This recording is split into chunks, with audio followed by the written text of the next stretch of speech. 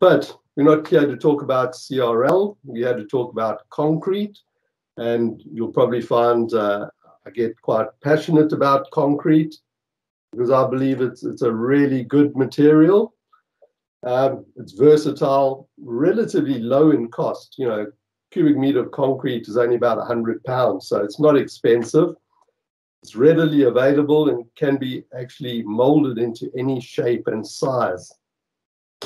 So I don't know if you're aware, but the first known use of concrete was in about 5600 BC. And I'm telling you this because if anyone ever tells you, if you're designing in concrete, that concrete doesn't last, it does last. Concrete on its own will last forever.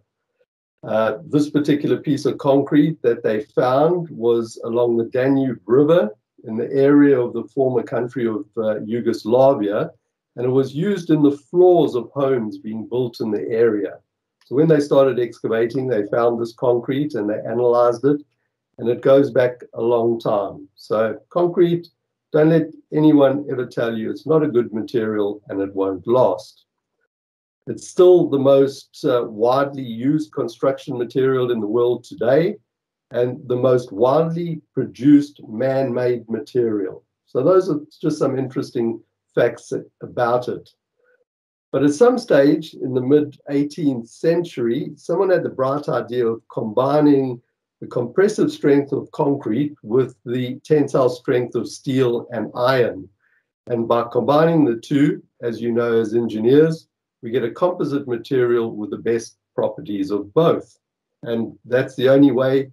You can see in the photos there of those cantilevers sticking out. We would never have been able to do them without the steel and the concrete working together. Okay, so the person who actually is credited with being the inventor of reinforced concrete is, just as a matter of interest, a guy called Joseph Monier. He was a gardener. He had no education, but he saw that combining the properties of these two materials would give a new composite material with a lot more strength and ability to build different types of structures. So he first patented those 4 items you can see at the bottom there. So a very interesting character. But despite, or maybe because of its strength and versatility, we have problems with reinforced concrete. So concrete does get a bad rap, and sometimes it is warranted, but it shouldn't really. I mean, these falling places or issues that occur should never really occur in concrete, because when it sets and it forms a nice alkaline environment around the steel, and in that alkaline environment, corrosion can't take place. But once this alkaline environment changes, and we'll look at that in the next slide, corrosion can take place. So what causes corrosion in concrete and causes falling and the problems that we have? So mainly it's chlorides and carbon dioxide. So once the concrete is set, you have a nice layer of covercrete over the concrete, which is there to protect it, anywhere between 25 and 50 millimeters. And generally, chlorides and carbon dioxide start moving through the covercrete. So before they move through, the pH of the concrete is anywhere in the region between 12.5 and 13.5. And at that pH, corrosion can't occur, as I said earlier. But the chlorides and carbon dioxide, there's a chemical process that takes place, and the pH drops below 10. Once it gets below 10, corrosion can take place, and it forms on the surface and causes falling. And there we have our problems, which give concrete a bad rap. So for corrosion to occur, we need 4 things. We actually need 6 things. We need an anode. We need a cathode on your steel. We need an electrolyte, which is your covercrete for the electrical path to move around. And we need an electrical pathway. So if those four are there, corrosion can take place. But they won't take place unless there's water and oxygen. So obviously water comes from the rain and oxygen moves in from the atmosphere outside. So that was a bit of background on concrete and corrosion.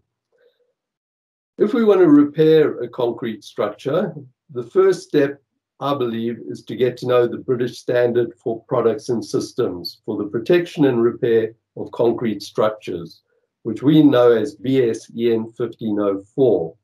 I just still need to check. I don't know what standards you guys use in your design, but do we need to remove the BS now? Does anyone know that? No? So we'll stick with BS EN 1504 at the moment. I'm sure we'll drop the EN. So the idea of EN 1504 or BS, let's call it BS 1504, came out on the 1st of January 2009. And of interest is, I don't know if you guys do a lot of work on public sector buildings and contracts, but it is mandatory on all public sector contracts. So please just keep that in mind. And even if we just change it to BS 1504, the same thing will apply. And we have had instances where 1504 hasn't been used on a project and the tender decision has been overturned. So just keep that in mind. How does it work? It's quite a quick, simple, easy standard, compared to some of the others. So it's made up of 10 parts. Part 1 is just an introduction, setting out the general scope and includes all the key definitions. Parts 2 to 7 deal with the products and method-specific specifications. We'll look at an example just now. Part 8 sets out the testing and compliance definition for manufacturers, how they need to manufacture their materials. Part 9, specification guidelines and how to go about a repair process. So Part 9 is probably the most important for you guys. If you ever get a building or are called in by a client to look at a building or a structure, the first thing I would do is read BS 1504 Part 9. It's not very long, but it will set out the whole process for you to go about setting up a concrete repair project or contract. And then Part 10 sets out the material application guidelines for contractors. That shows us how we need to apply the materials. So it also consists of 11 principles. 6 of them deal with the defects in concrete and how to stop those defects, and 5 of them deal with reinforcement corrosion and how it can be prevented or maintained. So product manufacturers are obliged to produce their repair materials that comply fully with the minimum specifications in 1504, and each product produced by the manufacturers must be applicable for use in at least one of these 11 principles. How does it work? The photo there is of the M4 elevated section, and there were a lot of problems recently and still ongoing. They haven't been solved, where water and salts and chlorides were getting onto the crosshead beams and causing major corrosion. Now, if you know the M4 viaduct elevated section, it's got cars underneath it. It's a really busy road, so not very easy to repair these crosshead beams. So if you were looking at 1504, you might say to your client, well, if we can keep the water and the chlorides off the crosshead beams, then we can give them a bit more life and slow down the rate of corrosion. So you'd look under your defects in concrete in 1504 and decide, let's look at principle 1, protection against ingress. That would take you to a table, which is in part 9. And if you look at protection against ingress, I think you should be able to read that. We've got about 8 different options which we can use. So for the purposes of this example, I've said we're going to use a hydrophobic impregnation, which is a silane siloxane type treatment, which obviously repels water off the outside of the concrete that would then keep the chlorides out. That'll put us or point us to part 2 or 1504, products and systems, the definitions, requirements, quality control, and evaluation of conformity of the systems that we want to use, the coating systems. So you would look at that, decide what your coating system was, take that out of 1504 and build it into your specification. So just to confirm, 1504 is not a specification, but it provides the backup and the requirements and what type of material you're going to use and what that material should be capable of doing.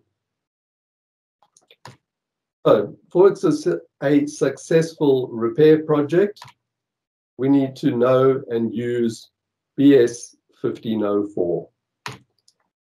The next part of the project would consist of condition surveys and investigations. And these are really important, and you'll see that as we move through the presentation. So 1504 is clear. There must be a survey and an interpretation of the results before embarking on a concrete repair project. And to me, it's really a no-brainer.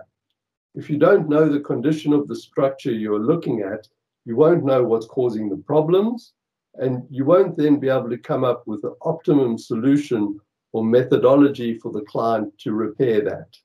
So it is really important, and I find most engineers now have accepted this, and they go ahead and do a survey before embarking on a concrete repair project. So what does the survey consist of? So the first thing you would do as engineers, if you were called out, is do an initial desktop study. You'll try and find out as much as you can about the structure, and then hopefully go out and do a visual survey. That would enable you to do a report and do an initial report for the client. And at that stage, hopefully you will turn around and say, well, we need a bit more of an intrusive survey to find out actually what's causing the problems and how we can repair them. And the survey gives you information not really on the spalling repairs, but what you need to do in addition to the spalling repairs. And we'll talk about that later again. But the survey will consist of 3 parts. So you want to know what your concrete is like. What is the condition of your concrete? So the survey house would come onto site, and the first thing they would be hammer testing. Because very often, especially if you've got chlorides which have reached the steel, more carbonation which has reached the steel, there could be areas of concrete which look fine, but when you start tapping them, they've actually started to delaminate already. So that hammer test is very important. At the same time, the testing house would do a detailed visual survey from which they could then do a schedule of defects, which enable you guys to then put together a bill of quantities or a bill of measurement. I'm not sure what you call it. So that's the start of to find out what your concrete condition is like. You then look at the depth of carbonation. You look at chlorides, how deep the chlorides have gone into the concrete, and the percentage chlorides by weight of cement. We also nowadays do a lot of petrographic samples. Don't know if you guys have used them before, but it's really a good means of finding out a lot about your concrete fairly quickly. And it's not an expensive test method. In skilled hands, you can determine the cement type that was used, even going back 80, 100 years, cement content, and more importantly, sometimes the water-cement ratio. So once you've got the sample, you've got it forever, and you can go back and refer to it. And if it's a listed iconic building that you're trying to repair, concrete listed iconic building, generally, the testing houses can then tell you what type of aggregate was used, give you the aggregate mix design, which always helps if you're trying to use a like-for-like material. And notwithstanding, it provides some nice color photographs to put in the report. So the second part of the survey, you want to know what your steel is like. Is corrosion taking place? And we found this out by carrying out what we call a condition survey or a corrosion survey. So I'm not going to go into all these different test methods in detail. If you want to know more, contact me afterwards and we can talk about it. But the three main methods we use are half cell potential, and that's used to locate your corroding reinforcing, resistivity, used to determine the corrosion rate. And if we find there's a problem and there's a high rate of corrosion, we generally recommend that we carry out linear polarization resistance. It's a bit more of a complicated test, but it can actually tell you how much steel you're losing at any one time. And that, I find, is quite a powerful tool to go back to the clients and say, well, hang on, you're losing 1 millimeter, 2 millimeters of steel on a 25 millimeter bar. Within 2 to 3 years, that structure is going to be structurally unsound. So all of these will give you an idea if and where corrosion is taking place and at what rate. And again, this combined with your concrete condition and some special investigations will obviously start giving you a picture about your whole structure. So the two other tests that we carried out, or activities, are cover meter surveys, generally now called ferroscan. That's just a particular type of make of the instrument. And then we like to take cores for strength testing. And the reason for the strength testing is you might have as-built drawings and they might say that the strength of the concrete is 30 newtons per millimeter squared. We find once we start taking cores, we get quite a lot lower result. And the strength of the concrete in your covercrete is directly proportional to the durability of the concrete. So it's quite important to know that, because you're going to have to then recommend to your client, do we put cathodic protection on? Do we do a coating? Do we do an MCI? That type of thing. Two other tests that we can carry out are GPR, ground probing radar, and UPV, ultrasonic pulse velocity. These are not normally done, and they only really come into their own if you're looking for particular anomalies in the concrete. For example, if you've got a crack going through the abutment of a bridge and you've got soil behind it and you can't actually get behind it to measure, then the GPR or ultrasonic pulse velocity, you can run that and it will tell you how deep the crack goes in and the width and the depth of the crack. So keep those in mind, but generally not used in a standard concrete conditions survey. And it all comes together really in this table. So here we can see where we've looked at the depth of cover. So we know what the average cover is and the minimum and the maximum on different elements. Carbonation, this particular structure is a civil structure and it's a beam. As we can see, precast beams, half joints and flanks. So generally the concrete would be good. So your depth of carbonation wouldn't have moved much into the structure, but in the right-hand column, we can see that there's some chloride results, percentages, which are up to 1%, which is pretty high. Anything over 0.4% of chlorides at the steel by weight of cement is starting to look at high risk. And this is where the interpretation comes in, and you look at it and you need to go to your client and say, well, you know, although there's no spalling taking place in those areas, there is a high risk of corrosion, so we think you should do something about it. All come together in a report, which will be put together by the testing house. And the report should consist of details of surveys and test methods employed, factual results, interpretive comments. So you would expect the testing house to interpret the results and tell you what they mean, and some remedial advice. There are optional extras which can be added on, and those would be recommendations. What does the testing house recommend?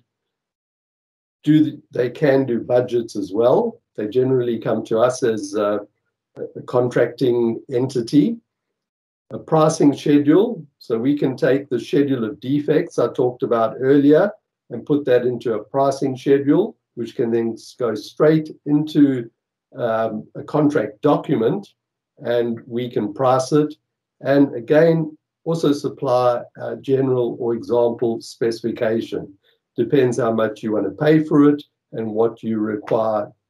We'll talk about specifications later on under contract documents. So again, for a successful repair project, the condition survey and investigation is really important.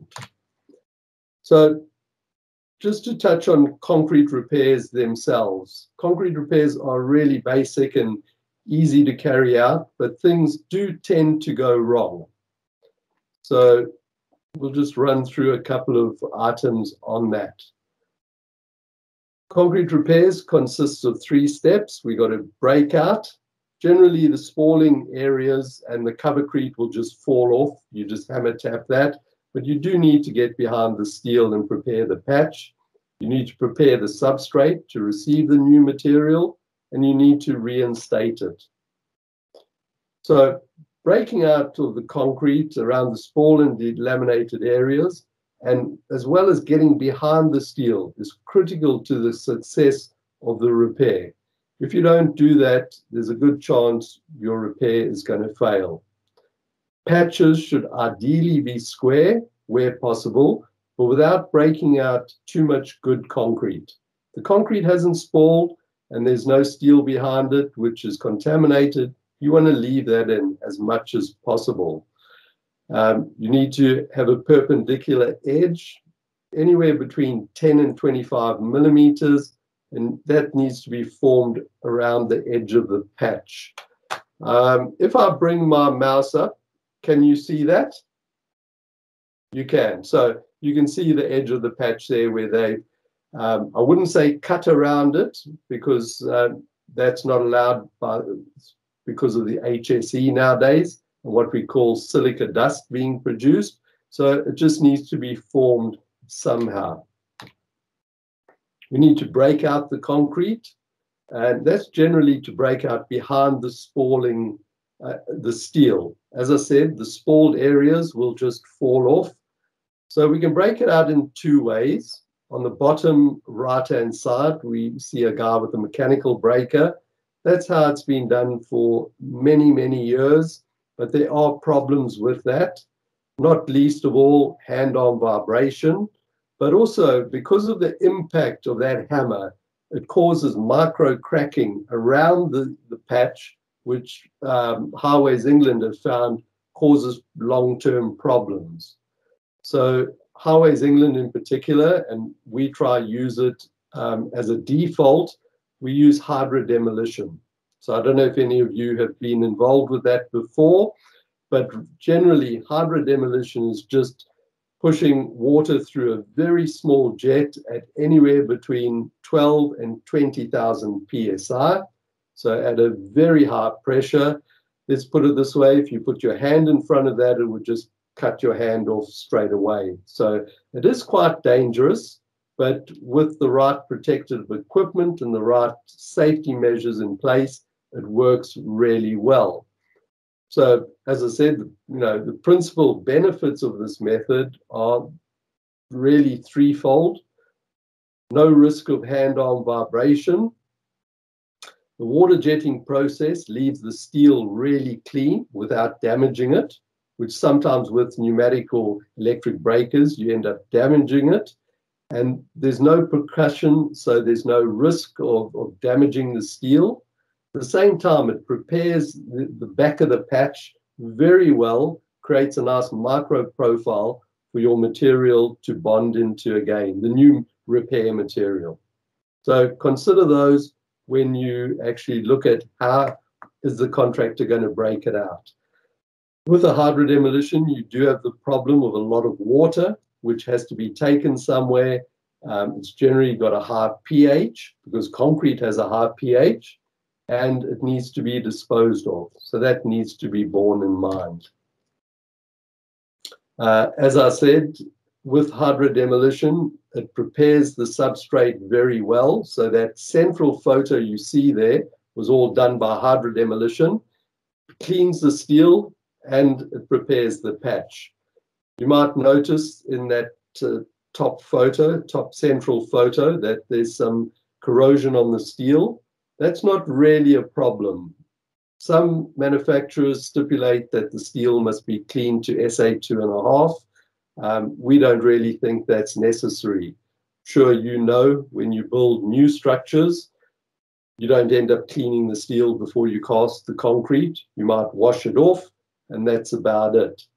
So sometimes you need to clean the steel, depending on the manufacturer, and depends on if you're asking for a guarantee. The manufacturer might stipulate that to get the guarantee, you have to clean the steel and prime it. But it varies between different manufacturers. To replace the material, there are three ways: hand-placed, sprayed repairs, or poured repairs. They all have their own functions and where they work well. Hand-placed is obviously small patches and on buildings. Sprayed repairs, where you've got large areas and large amounts, because with sprayed repairs, you need a large compressor and you need a large spray machine. So you want to make sure there's large volumes that you can use to keep those and your operators busy. The beauty of sprayed repairs is that it gains strength very quickly. So the typical place we might use it is in bridge impact damage, where we're repairing that on the M1, the M25. We need to get in 10, 11 o'clock at night, spray it in, and open the bridge the next morning. So typically at one day, you're getting anywhere between 5 and 10 newtons per millimeter squared. So it is useful, but it is a very niche type of repair. The best repair you can use is to actually pour the repair into some formwork. By doing that, you're ensuring a dense, homogeneous patch, which generally will last. Poured materials, we term them pre-bagged microconcrete, generally have characteristics very similar to the parent concrete. So thermal expansion, absorption, strength, etc., is very similar to the parent concrete, and therefore the patch is generally going to last a lot longer. But formwork is expensive, but on iconic buildings and listed buildings, generally they stipulate that you have to use formwork to get the same finish on the concrete. So the best way is poured repairs if you can. And again, it also gives a very good line and level. If you're doing a hand repair, the guy's got to rely on his line of sight and his eyesight. And if you're doing a sprayed repair, you can't really mess around with the material too much. If you do, it's going to end up falling off. So if you want a good line and level, generally the only way to do it is by a poured repair. So the actual repair of the spalling concrete, as you can see, is pretty much straightforward. But if we go back to that table we looked at earlier, we'll see there might have been areas where either the carbonation front had reached the steel or the chlorides had reached the steel, but the concrete hadn't yet started to corrode. So in areas like that, what you want to do is have some form of corrosion prevention. So you need to keep in mind as well that on a concrete repair project, a large amount of the cost is generally in putting the tender together, the cost for the client, is putting the tender together, the investigation, the contract document. Then we're looking at access, and we're looking at welfare and getting people to site. The actual cost for a concrete repair of about 250 by 250 is only about 25 to 30 pounds. So not a lot of money.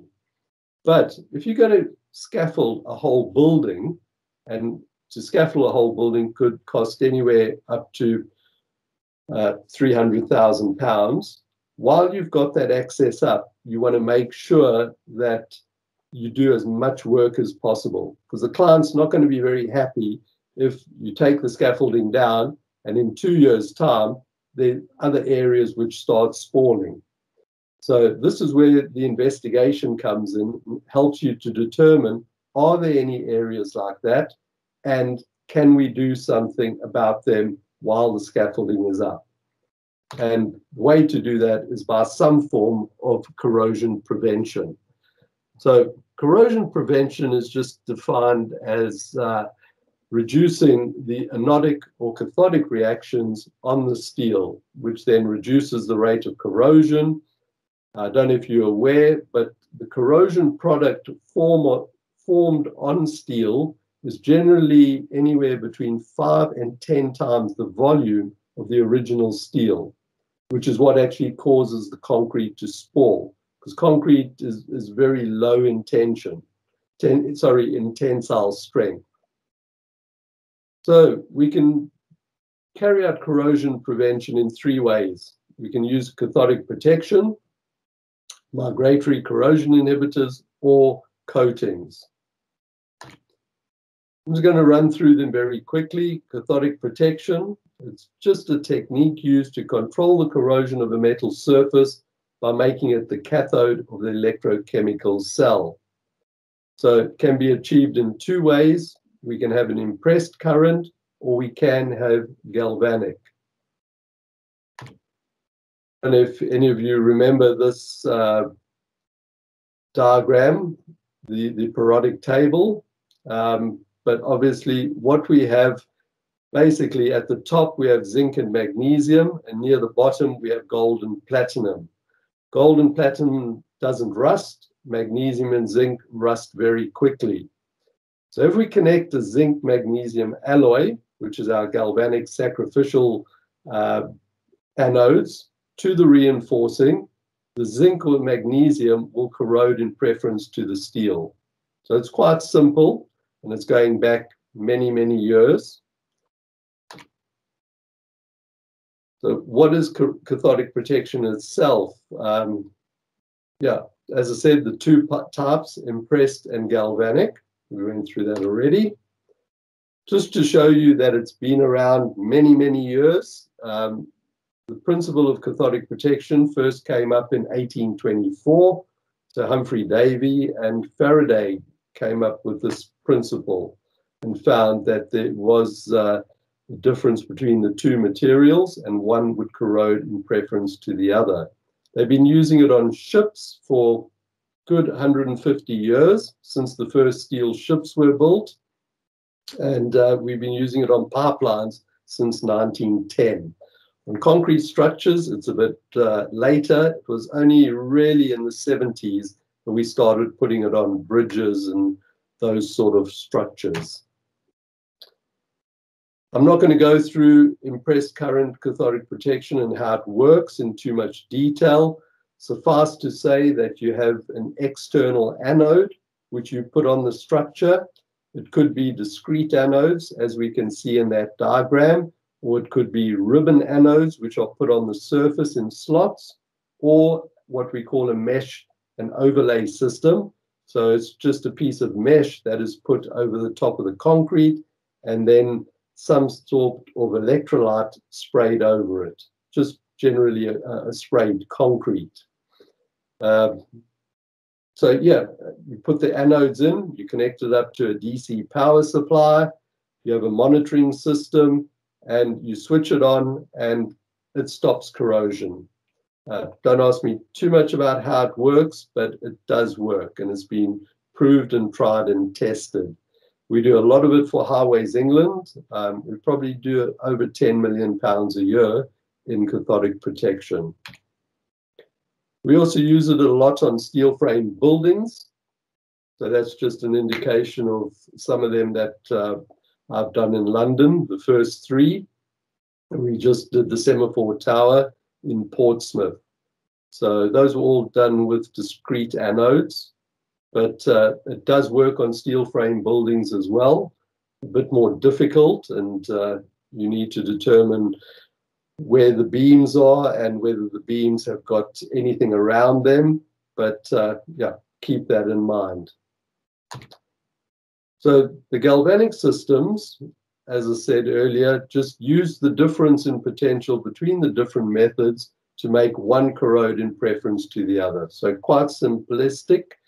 They just compose of zinc pellets. And people ask, how long will they last? Well, it really depends on the rate of corrosion of the steel. If you've got a high rate of corrosion, bearing in mind that these little pellets only have a certain current output, could last you 10 years. But if there's no corrosion taking place, or a very slight amount, it could last up to 50 years. There are 2 types that we use, and the one directly relates to the spalling concrete. Many years ago, they found out that when you repaired a patch, and I talked about the alkalinity earlier, your alkalinity drops, obviously, when the chlorides or the carbonation front moves through, your concrete spalls. So you take the concrete out, and what we were doing was putting back a material which was very alkaline. This then caused major problems, as you can see in the diagram there, and it was forming very strong anodes just outside the patch. So we were getting called back quite often and being told that our patch had actually spalled. When we looked into it, it wasn't our patch that had spalled, but the concrete next to it. So they came up with these types of anodes, which you can see here. We place inside the patch, and that then acts as the anode and stops the spalling spreading outside the patch that we've carried out. And the terminology is incipient anode effect. So if you do specify any spalling repairs, have a look whether this is going to be necessary. The other way of using galvanics or sacrificial anodes is by distributing anodes into the structure. So this would be used on concrete that hasn't spalled yet, but you were worried at some stage the chlorides were going to reach the steel. And this is typically from a car park deck. Because car park decks are very thin, these are quite short and stubby. You can drill holes in, put them into the deck, cover them up again, and then put a deck waterproofing coating over that. So it's really only if your deck waterproofing coating were to fail, the chlorides got through it and got down to the steel would want to corrode, but instead your sacrificial galvanic anode would start corroding. So it's really more of an insurance than anything else. Corrosion inhibitors, MCIs, how do they work in reality? I don't really know. I know that we spray them onto the concrete. The material moves towards the steel and provides a protective layer around the steel. As I say again, I don't think it's the only material you need to apply if you're trying to stop corrosion, but it works as part of a system. So generally, we'll put galvanic sacrificial anodes into the patches. We'll put an MCI, and at the same time, we'll put a coating on top of that. And they all tend to work together. So coatings, again, are a very good way of protecting the concrete. We've got some fantastic coatings out there at the moment. The type that we use are generally called anti-carbonation coatings, but they're not just for anti-carbonation. They actually keep the chlorides out, they keep the moisture out, and they allow the concrete to breathe. So if it does have a high water content in it, obviously that water can over time evaporate out. So coatings are also a good way of protecting your concrete. Lots of clients don't like to change the aesthetics of the building, but you now get clear glaze anti-carbonation coatings as well. So corrosion prevention, I think, is part of the whole project, which you need to consider. So once you've looked at your report, you've done a visual survey, you've spoken to the client, you've got a couple of options. So you can do nothing, and this is set out in BS 1504, and quite often people do nothing. At that stage, it's not the right time. The access works might be too expensive. The building might be occupied. There's various reasons. You could reanalyze the structural capacity and downgrade the structure. If it's a bridge, for example, you could carry out repairs to prevent or reduce further deterioration, which is just a stage 1 repair. No improvements, just fix the spalling concrete, carry out repairs to improve, strengthen, or refurbish.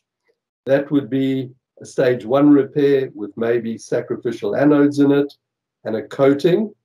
Reconstruct part or all of the structure, or demolish parts or all of the structure. So those are your options that you have.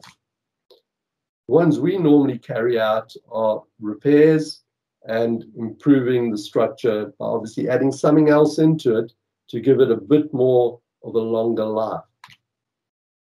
You would then have to develop a strategy for the project, and that consists of interpreting the condition survey and investigation.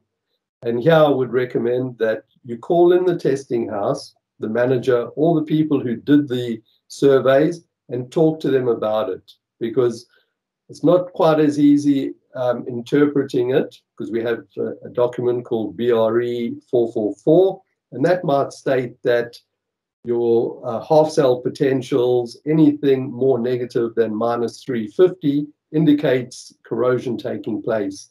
But it depends on the temperature on the day the testing was done, depends on the moisture content at the time. So these things have to be interpreted and not just looked up in a table and decide, yeah, we got corrosion. It takes a bit more than that. You need to understand the client's objectives with the structure, how you're going to get access. If it's a building, noise can always be an issue. How much is he prepared to pay, and how long does he want it to last? Specification and methodology of the repair work, you've got to decide on. You guys would be better to be able to decide on the structural stability and integrity issues. We've had problems where we've gone ahead and started breaking out a beam, and when we've got 3/4 of the way through the beam, the engineers come and nearly flipped because it's going to collapse. So you need to decide that, well, you can only break out half or quarter of the beam at the time, then repair that, let that set and cure, then move further on and repair the rest of the beam. Tender documents and contract documents are very important, and I'm going to touch on those next. Contractor evaluation and selection, hard to tell you, but always the lowest price is not always the best. So part of your job would probably be to evaluate and select contractors as well, and then put together a post-repair management plan for the structure. So contract documents are important from the point of view that as contractors, we get some really terrible documents. And even if it's our basic line of work, concrete repairs, very often we turn away those documents and refuse to price them or decline to price them. So the contract document should consist of the condition survey and investigation report. As contractors, we like to see that because it gives us an understanding of the problems and what's happening and helps us to price the document. You need a full specification, generally a bespoke one, incorporating BSE and 1504. I'm going to talk about the specification just in a bit more detail. A bill of quantities, very important, the list of constraints under which the work is to be carried out. Who will provide access, welfare facilities, working hours, noise. A lot of those things aren't thought about. What season is it going to be done in? Especially with concrete repairs, in winter could be an issue. You need to tent everything and bring the temperature up. So if you suddenly say we're going to do it in summer and then it moves to winter, there's going to be cost implication. Contract terms and conditions, and for whom the work's going to be carried out. Pre-construction information pack as defined by CDM. Sure you know about that. Program dates and duration. And again, I keep harping on the post-repair management plan. Specification. We find this is probably the biggest problem in some of the specifications we get, or a lot of them we get are just cut and paste, and some of them are 15 to 20 years old. The materials don't even exist anymore. So the specification is vitally important. You need to decide who's going to put it together. You have the capabilities, do it yourself. If you can get a specialist engineer, have a look at that, but there aren't many who will produce a bespoke specification. Building surveyor, contractor like ourselves, or a material supplier. Material suppliers are a good source of information and help with concrete repair projects. Please feel free to call them in. They don't charge anything, but then again, like most things, you get what you pay for. How detailed is it going to be? Is it going to be prescriptive or a performance specification? We found that everything has moved from the performance specification to the prescriptive. You need to tell the contractor exactly what to do.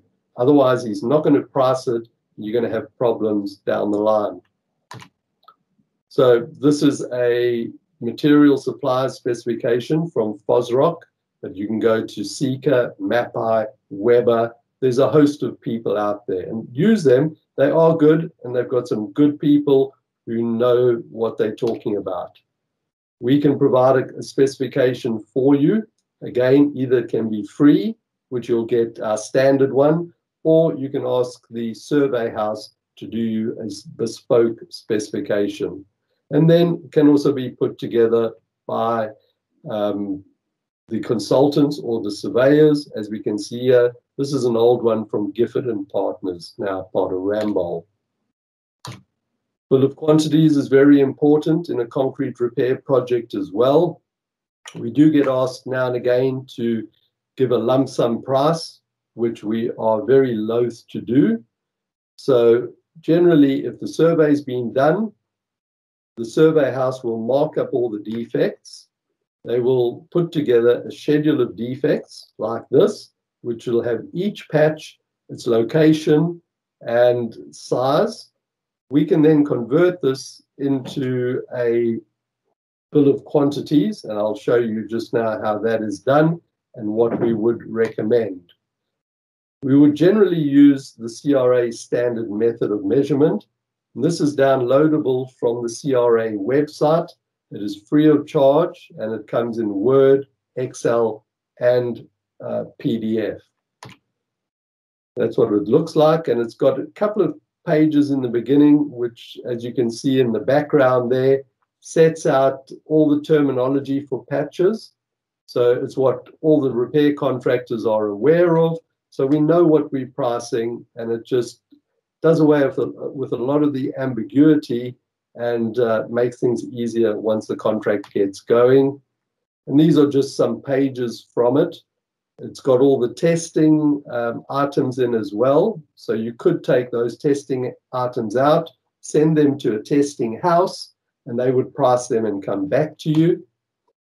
Patch repairs are set out in depth and area, so easy for us to price and easy to measure as well.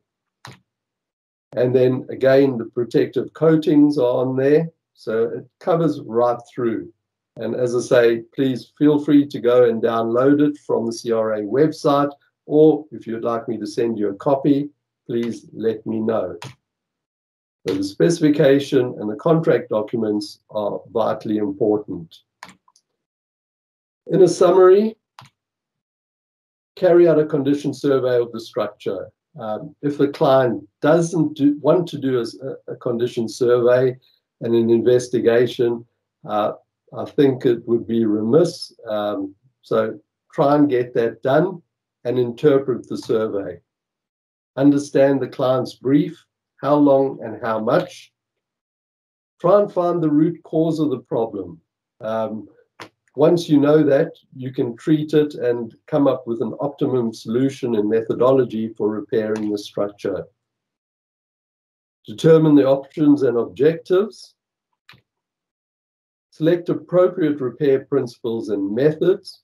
Use the expertise of people who know what they're talking about. Again, I think, no disrespect to you guys, you probably wouldn't be carrying out concrete repair contracts all the time. So yeah, there's a lot of people, we're quite happy to come in and talk to you, and the material suppliers are quite happy to come in and talk to you as well. Select the appropriate materials and contractors. Again, with contractors, there are quite a few out there, and price will become an issue. But if it's a large project, feel free to come to the contractors' offices, meet the people who are going to be carrying out the work. Because one thing with the concrete repair and project is that things will change. Once the access is up, you're going to find different issues which you didn't pick up before. And when that happens, you want a contractor who's going to work collaboratively with you and not decide to stick his heels in or just push his price up. So choosing a contractor is quite important. Get to know the people who are going to be on site. And again, if you're recommending it, yeah, I would say come to the contractors' offices, meet with them, and get a feel for them. Deal with the root cause of the problem. Don't be scared to use electrochemical systems like cathodic protection. It is tried and tested. And again, go for long-term solutions. You know, you're talking about long-term value. You don't want to come back again, particularly on a building in London, and put up a scaffolding for $500,000 in 5 to 10 years' time. There are systems available which will give you 20 years guarantee. Go for those, use them. Coat the structure to slow down the rate of corrosion if you can. And put in a post-repair management plan so that the client knows that the money he's paid, he's getting the service life of those repairs. A lot of clients, contractors, consultants, they finish the project, they walk away, and after the 12-month maintenance period, no one looks at the building. You guys have an opportunity to actually talk to the client, put in a post-repair management plan. Once a year, go back, inspect the building. It could just be a visual inspection, report back to the client and say, yeah, you got value for money from that repair. I definitely think that's worth it.